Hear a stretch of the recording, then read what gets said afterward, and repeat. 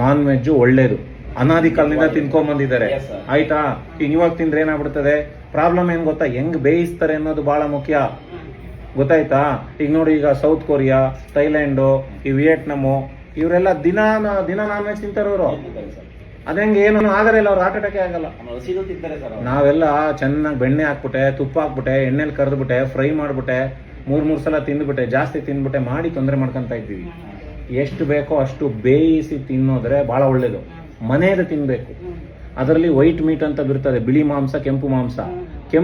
ಕೆಂಪು ಮಾಂಸದಲ್ಲಿ readymade cholesterol, ಅದು ಅಷ್ಟು ಒಳ್ಳೇದಲ್ಲ.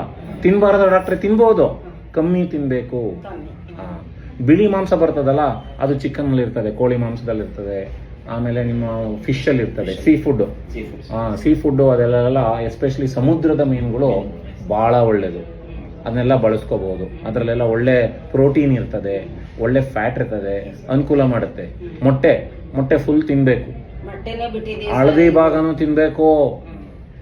ಹಳದಿ ಭಾಗನೇ ಜೀವ. ಬಿಳಿದಕ್ಕಿಂತನೂ ಒಳ್ಳೇದು ಹಳದಿ ಭಾಗ.